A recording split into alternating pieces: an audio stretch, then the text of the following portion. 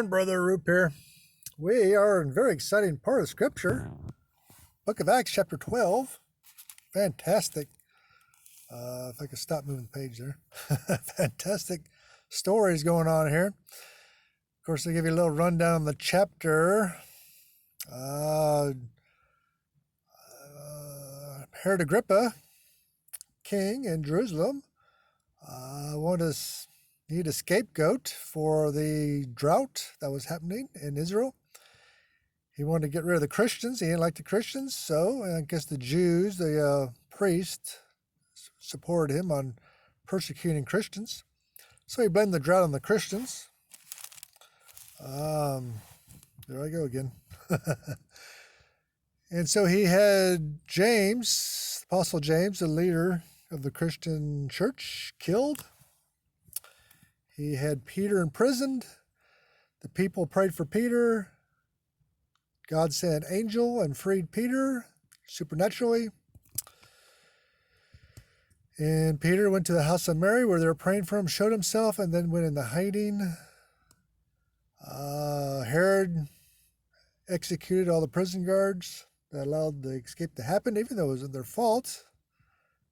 Doesn't matter, according to Herod.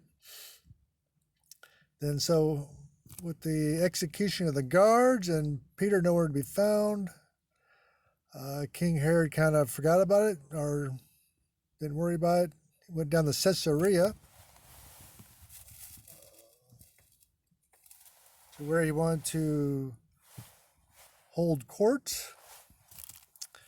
And he is there holding court in front of all the important people of the Greeks and the Romans in the area.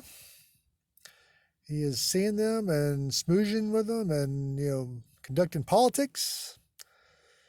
Politics hasn't changed. It's the way it was now, the way it is now, it was way back then.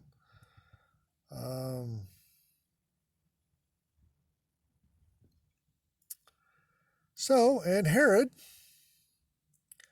I don't know where he got it from, but he got a suit made of pure silver, and he wore it as the sun was rising in the theater, and the sun rays were reflecting off it and made Herod glow. Pretty imaginative on his part, anyway. So it must have been quite a scene. When that happened, the people gave a great shout, a loud applause. They said, "It is the voice of a God and not of a man." So, verse 22. Acts chapter 12, verse 22. You see it right there. I doubt the Jews joined in that, but probably only the Gentiles, the Greeks and the Romans. Josephus, the Jewish historian, who was also an atheist, I'll like that add that. He gave a similar account of their feelings and conduct. He says, I'll quote him, "And presently his flatterers cried out, one from one place and another from another, though not for his own good, that he was a god. And they added, Be thou merciful unto us, for although we have reverenced thee only as a king, yet shall we now own thee as a superior to mortal nature." Unquote. It is true that Josephus says that this was done when they saw his splendid apparel, and that he gives no account of his addressing the people, while Luke, the author of the book of Acts, describes his effect of his speech. But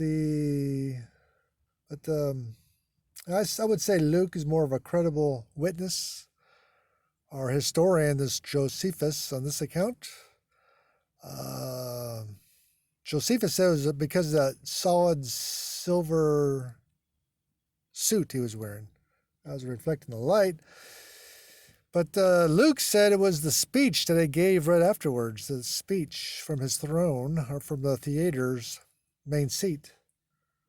So I'm going to lean towards Luke on this one. It appears he gave a tremendous speech, a godlike speech, a speech which we don't know.